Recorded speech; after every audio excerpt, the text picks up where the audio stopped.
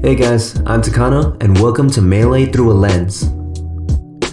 Hey everyone, I am finally back for episode 2. It's been longer, way longer than I expected it to be. It's been like maybe 3 months, 4 months since episode 1, and I realized I didn't really set a schedule or anything. But if you've been keeping up with my channel and the update videos and stuff, you guys will probably already know I had issues with that. I had to change my topic. Coronavirus and Smash World Tour happened at the same time. Change the topic because I initially wanted to talk about international scene and rankings and stuff. That went out the window. I don't really have anyone to blame for that but myself, and I'm so sorry that it took so long. But we're back now with an episode 2 on the B0XX, as you can tell by the title of this video. And I was very excited to have an interview with a man who would know B0XX inside out, probably better than any man on the planet, Hacks Money himself. Now, I feel like it's really important to preface this interview with an apology to Hacks and to you guys, my audience, because I had not done controller-specific legality research for over a year, actually. I had touched up on it, obviously, in the planning for this episode, but I hadn't even, nailed down all the questions that I was going to ask, and I just kind of sent feelers out, sent a DM to Hacks and just been like, oh yeah, he'll get back to this eventually, maybe, when he's not so busy. And I had asked, would you be down to do this interview sometime, right? The man actually responded within the hour at 3 a.m. Australian time. And he was like, yeah, no, we can do the interview in 9 to 10 hours. And I was like, holy moly, I am drastically underprepared for this interview. I don't know if I'm ready because I hadn't done enough research. So I did 30 minutes of research before bed, which was not comprehensive at all. And I have to apologize for that. And then I woke up and did a little bit more. And by that time, the interview was ready to go. So, well, I apologize for that in advance. You're going to hear in the interview, there's a lot of really obvious things, especially controller legality, in the rule sets and some of the specifics of the box's nerfs that I feel like I should have known going into that interview. But I did manage to complete my research, and I apologize in advance for that. But the man was super nice. He actually managed to clarify pretty much all of my questions, including the really basic, simple ones. And I really hope you enjoy the following interview, because I had a lot of questions, not only about the box, the B0XX, but also about its counterpart in the hitbox company, the Smashbox, because I know there's a couple of us locally who actually do have a Smashbox, and I was curious about the legality of those controllers. Because from what I know, there were definite nerfs kind of worked into the B0XX that happened long after the Smashbox had, to my knowledge, not been worked on too much. So I wanted to know if those unnerfed things were still in the Smashbox and how that would affect its legality. Without further ado, here's the interview with Hacks Money about the B0XX. Nice to finally meet you. Yeah, you too. I was a little, most people I would assume would be a bit busy, but I guess no one's busy these days. Yeah, pretty much. Just been at home. Okay, well, I definitely wanted to talk to you a bit more about the box, a little bit about controller legality and stuff, because I think that's something that's really up in the air. It's never, locked down, I feel. It's never got, a definitive answer. Well, it's not a definitive question, but... Let me ask how up-to-date you are, because technically it has. Technically I got official rules added to, Melee Ergonomics rulebook, and that's what the majors follow. That's what majors follow, and so from there... box legality basically trickled down into the regional and local level as well. The box has been legal at tournaments for over a year and a half now. Yeah. I realized that it's been, legal, I guess, but I never realized that it was quite locked down. I thought there was still, some back and forth with that. No, not at all. That pretty much came to a conclusion 2 years ago, and basically what the rulebook ended up requiring is they ended up agreeing with a lot of my nerfs. I deliberately nerfed the box in a lot of areas. It doesn't wave dash even close to perfectly. The best wave dash you can do is actually 14 degrees away from the perfect value, which is pretty steep.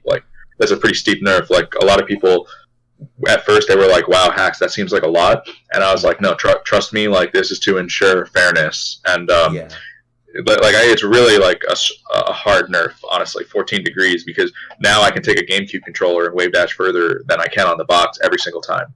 Yeah. So there's a lot of restrictions on it, and they ended up requiring quite a lot of the ones that I suggested. The box, funnily enough, the box has more restrictions than the Melee Ergonomics rulebook technically mandates because see. they basically read my long document that told them like this is everything that you should force these controllers to not have, and they didn't end up requiring all of it, but I made the box with the intention of being a fair alternative, so I kept like my entire rule set is actually more strict than the Melee Omni rule set. I kept all these additional nerfs. Yeah.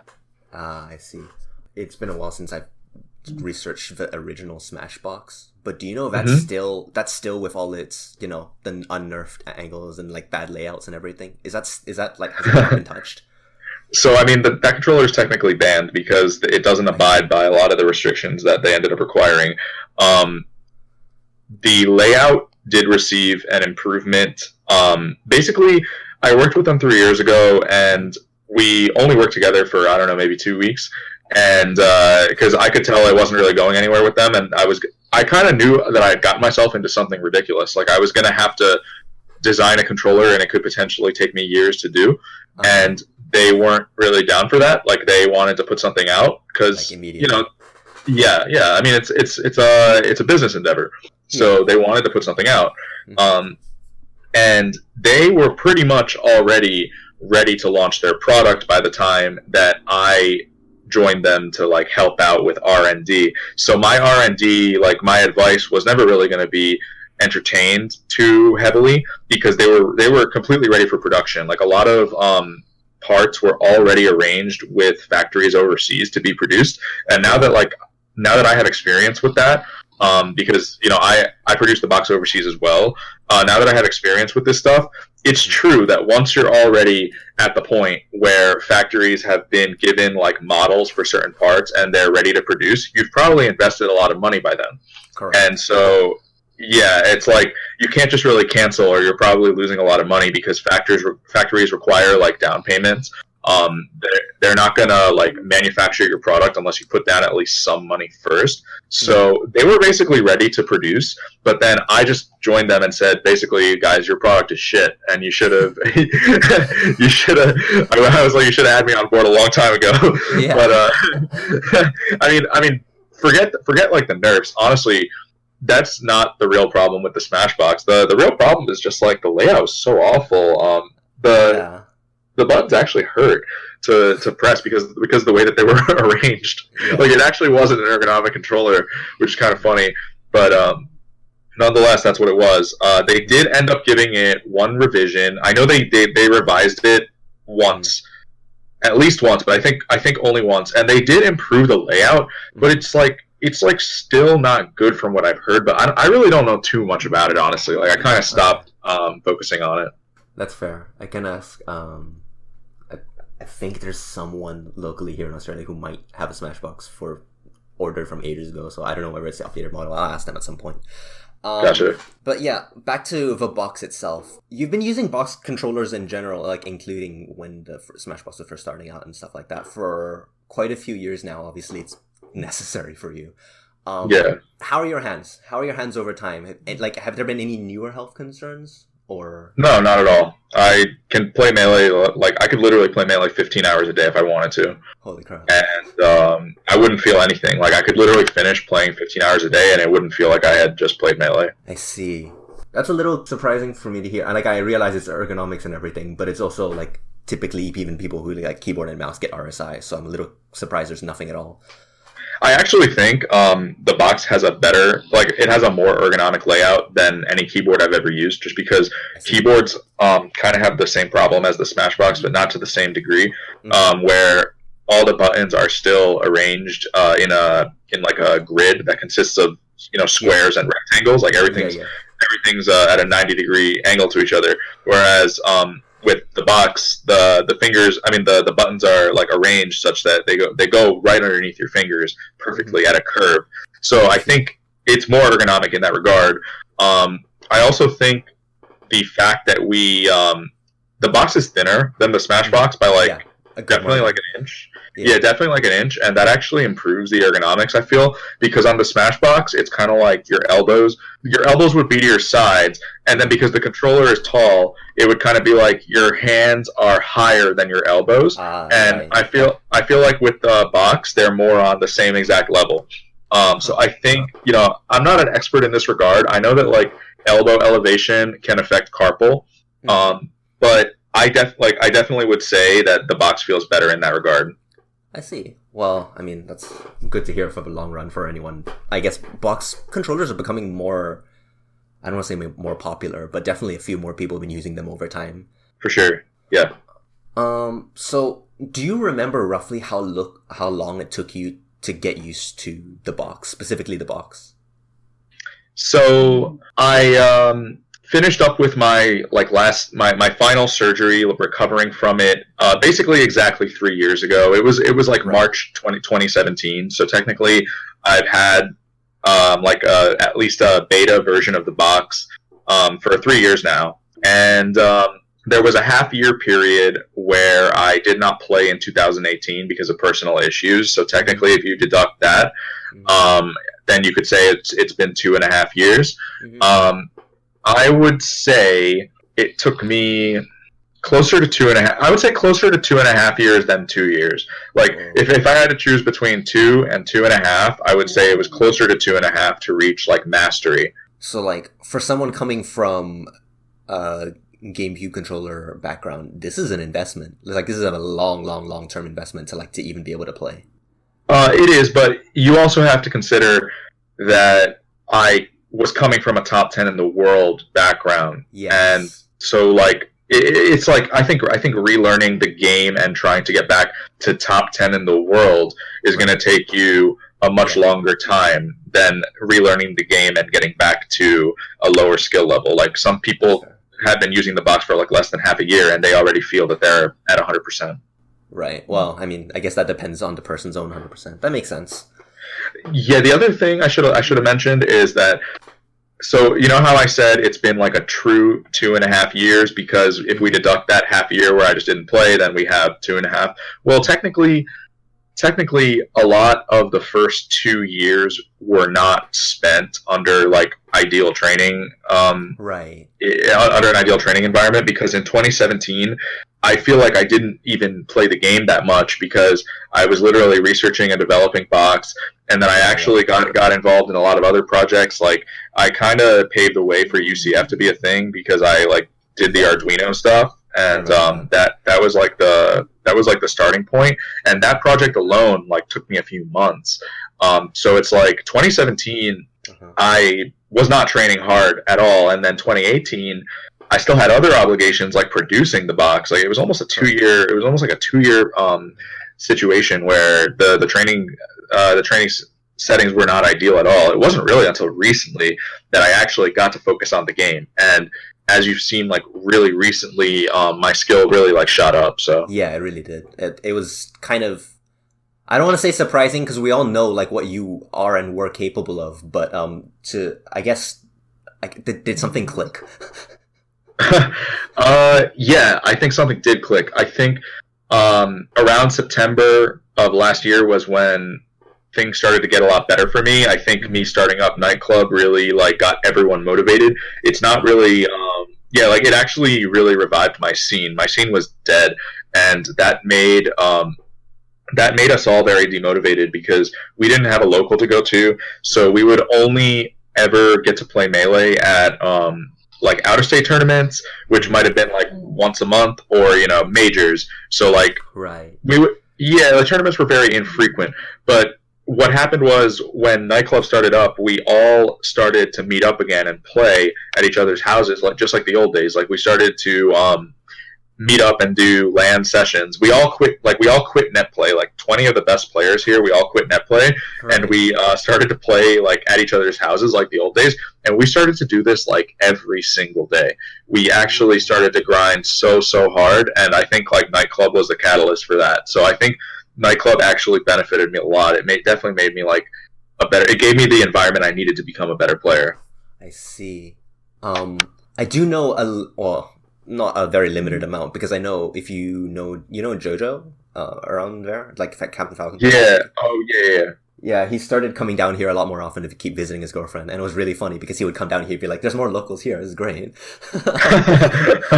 Yeah, I actually only found out recently that he had a girlfriend here because I knew that he had been here. when I say here, I mean in Australia. Yeah. I knew he had been there pretty recently, right? Like a few months ago. Yeah. Nice. So you know him?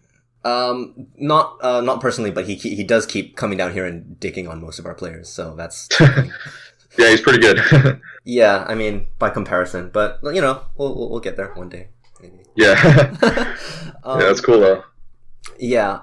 Remapping is currently not legal, correct? Or not possible, I guess, correct? On the box. Oh no, like you can do it. It's just highly not advocated. I think Right. not. I think there's like literally not a single box player that would want to switch the layout, because Right. it's like if you switch the layout at all from what it is, Mhm. I'm going to be able to name certain things that you're now going to struggle with. It's like actually the perfect layout. I would never change it. Damn, okay. Actual optimal. Yeah.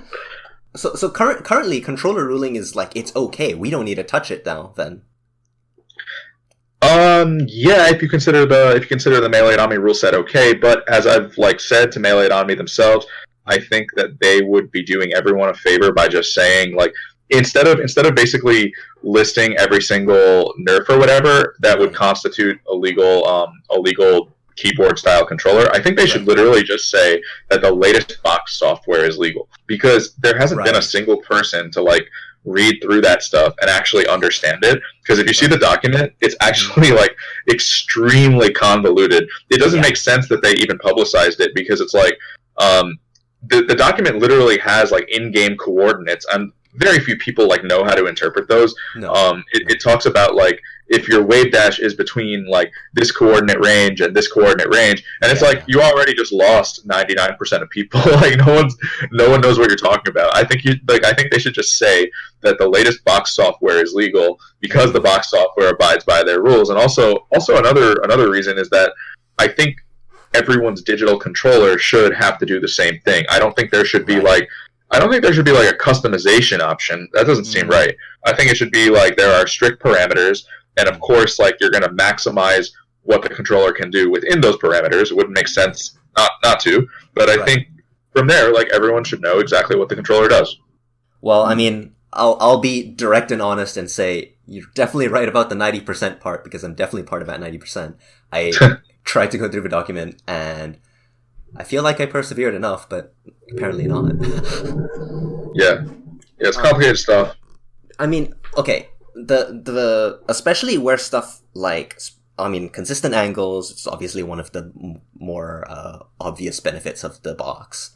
And so like over a year ago, there was it over a year? Okay, so there's a guy called Levensky who's been maining Peach and Samus, and I don't really know him personally, but it's just something I've seen on YouTube, and he's playing on the box for a year now, and he's recently made an update video. It's like, okay, I've been playing on a year, this is what I think of it.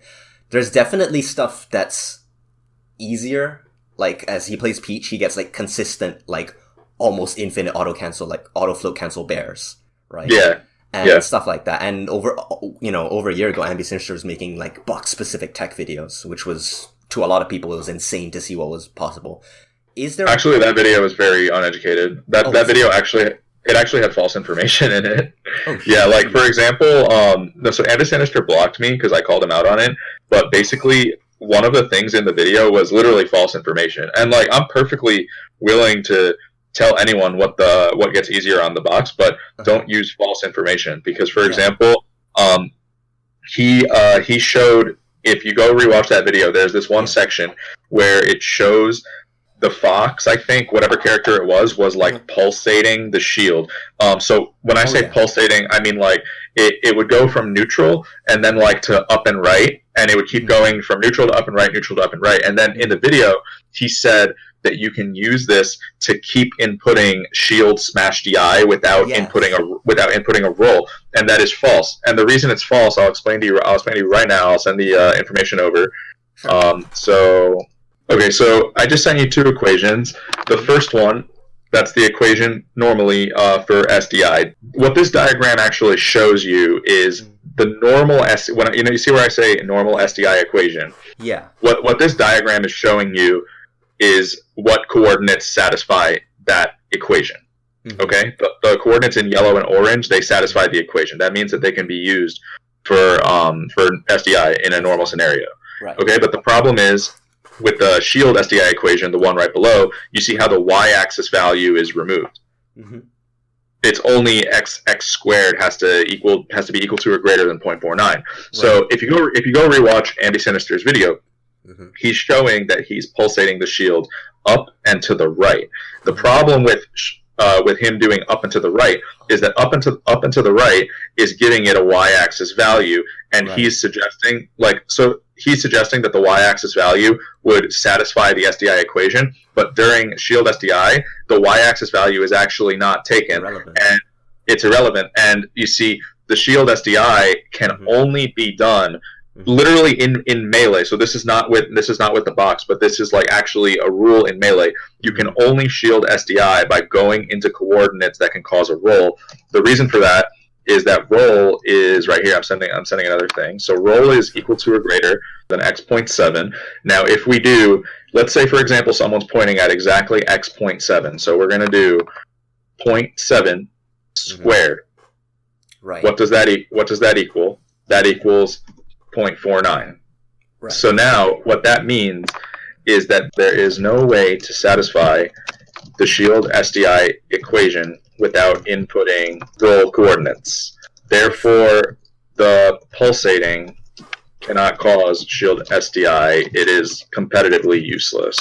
And it's true, yeah, the box is better at pulsating it, of course, because you know that you're not going to escape that range, but it's literally useless. You don't get shield SDI. There's like nothing relevant that you can do with it.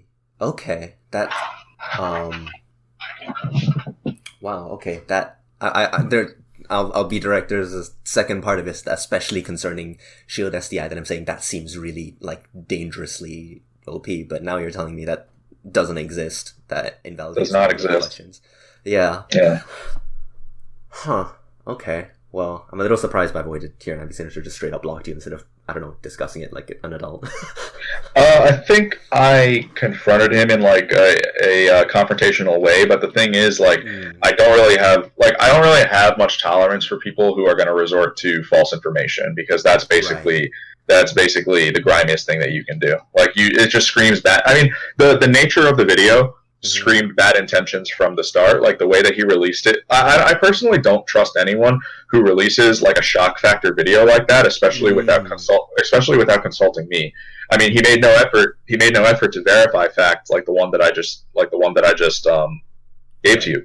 So, you know, I personally would never release a shock factor video with potentially crucial information that could work against a certain party without heavy verification, including contacting that party if necessary. He didn't do those things. So no. Okay, that's unfortunate. Something a little more lighthearted, maybe. A lot of especially like where a lot of angles are involved, right? A lot of them are specific for, like, let's say Firefox angles or certain things.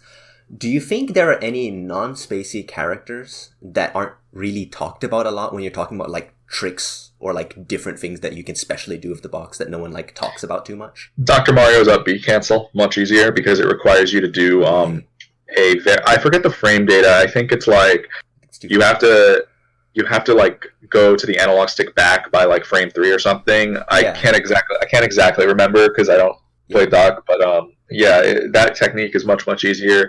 I used to have a better memory of this. We do ban certain character specific techniques. For example, one of the illegal coordinates on box that's like deep, it's like far in the nooks and crannies of the box manifesto is we ban the double up B with Pikachu and Pichu. There are very specific coordinates that let you up B straight up 2 times. So we ban that because that's something that you never realistically do with an analog stick. So like that's banned. Another thing that's banned is there's actually an upwards ledge dash with Peach. Believe it or not, if Peach can do this, she's very good from the ledge. It's crazy. It's the way for her to get the most galint in the game. Like from the ledge, she gets like a lot. I think she gets double-digit galint with doing this. And so you need a very specific air dodge, and we ban that range. So like that's banned. But there are definitely certain things that remain because they don't have to do with coordinates. They just have to do with like analog stick inputs in succession, like the Dr. Mario up B thing. There's no way for us. There's no way for us to ban that. So like that remains. That's obviously always going to be easier. Trying to think what else, like character specific stuff. Okay, I mean, if we're talking analog stick, I'm having a hard time thinking of other things, but if we're talking the button layout, then the button layout is much, much better. I think in general, so I have a way different stance on the button layout that I do want to present to you first. I actually think in general, the Melee community should be playing on controllers that actually have the box's button layout. Like, I basically think a proper button layout is it's almost like a human right within gaming. I don't think that you should be playing on a controller that doesn't let you physically reach certain buttons. So I think I would never say that the box should be banned or anything because it has a good layout. I would actually view that as something that everyone else should adopt, which is why the box has the option to plug in a nunchuck, and at that point you're basically playing on a GameCube controller with a good layout. That's a wild world to think about, like currently from a less educated mind on this subject. In a world where everyone uses a box and nunchuck, right? Which is that sounds like 20XX to me, man. That sounds like legitimate. Well, that's my question, because a box and nunchuck, well, I guess that's directional buttons still. I was just thinking about I don't want to say increased ease, but like, SDI capabilities of the box is sometimes a little bit on the scary side. In this magical world, I'm sure HBox is still number one. If it comes to the point where every Fox can't up throw up air anymore because SDI is just ridiculously insane, does Fox go down the tier list? Is this anti-20XX? I got a couple things to say about that. I think there's a lot to say about what you just said. First thing, there is an SDI nerf on the box that brings it like pretty. It's still better than the GameCube controller, but it brings it a lot more in line. Basically, the advantage of the box is normally that you can do 3 SDIs because you can go right, up, right, down, right. Yes. You can burst. Basically, you can do what I call a burst of 3 SDI. On a GameCube controller, you're playing for a burst of 2 because you would go right, then up, right, and then you physically are not going to go to down, right that fast. So we'll just call that 2. So the box has an SDI ban on it. It says that when you do, let's say you do right, then up, right, the adjacent diagonal, so like down, right in this case, gets banned for 5 frames. That input literally does not work on your controller. So the box is limited at all times to 2 SDI. Now, the advantage that remains is that you can go from right to upright, let's say frame 1, then frame 2, more easily. Like, you can go right then upright more easily than with an analog stick. I would say with an analog stick, I tested it pretty thoroughly, and I was more consistently getting frame 1 then frame 3 or frame 1 then frame 4. Like, if I practiced it more, I probably could have consistently gotten frame 1 then frame 3, but frame 1 then frame 2 is like pushing it with an analog stick. That's like really unrealistic. So the box can do the second one. It can link it more tightly, which can be good because it can get the second SDI into a hit lag window. Because, for example, if the hit lag window, like if you do the first SDI and then the hit lag window ends, then the second SDI input is not going to count as an SDI. So it helps to be able to link them more tightly, which the box can do. That being said, in regards to the Fox specific implications, no, I actually don't think that SDI compromises Fox much at all. I think, I actually think SDI might compromise like some other characters more. I think Fox has really good counterplay to SDI. Like, for example, when I do up throw up air, I don't even try to do double hits anymore. I only try to do single hit up air. So SDI doesn't matter for me. Like, honestly, all pro Foxes need to be doing that in this day and age. Like, otherwise, you're just putting the ball in Jigglypuff's court. Or it's not just Jigglypuff. It's also like if you're fighting Marth. A lot of foxes will do up throw up air, and then they'll get SDI'd, and then they'll get reversaled, and then they'll lose their stock, and then they'll go on Twitter and they'll bitch about it. And and the better choice is just to, I just do up throw back air because he can't SDI. Like, in general, you shouldn't be giving them the counterplay in the first place. But then the other thing that would come to mind is like Fox's drill. Fox's drill, you would think oh, SDI is really good against this move, but actually, in my opinion, Fox again has really good counterplay off of hitting a drill. He doesn't need to like link drill into shine.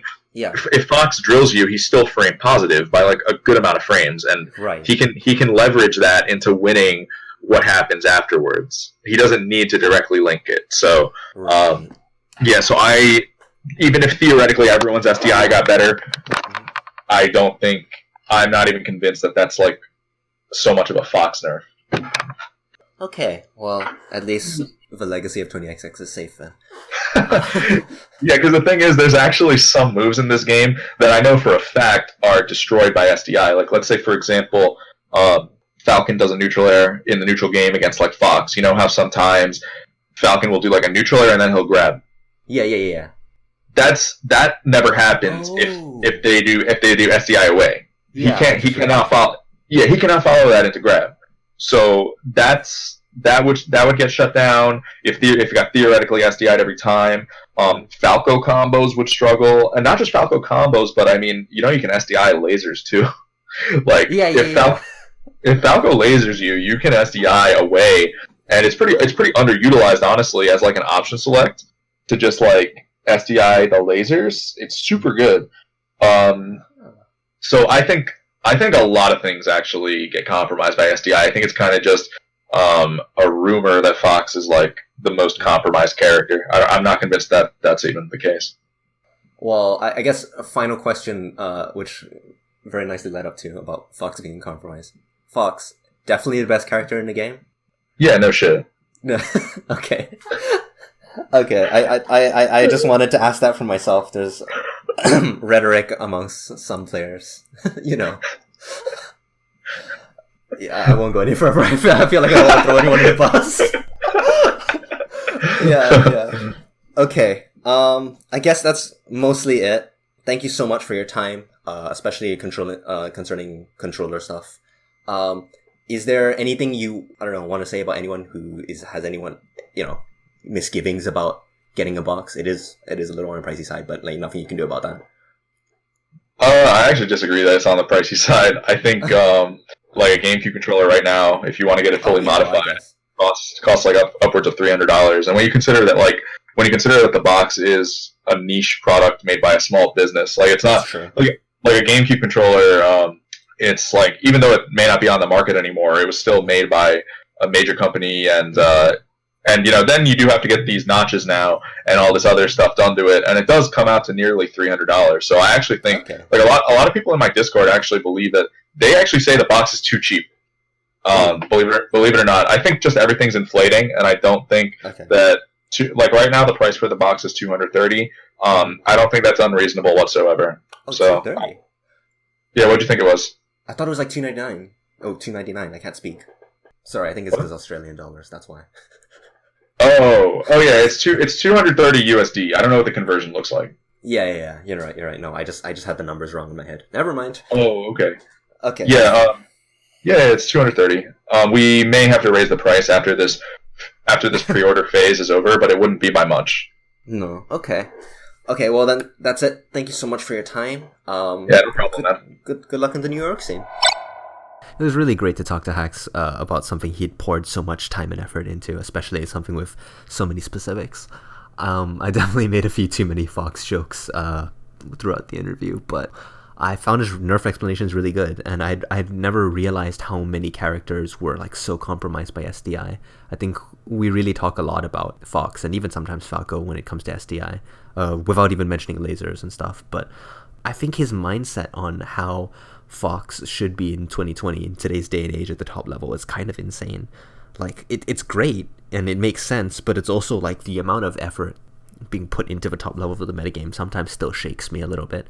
And it was great to hear about his like return to relevance, at least like to his definition of where he used to be and stuff like that in terms of relevance.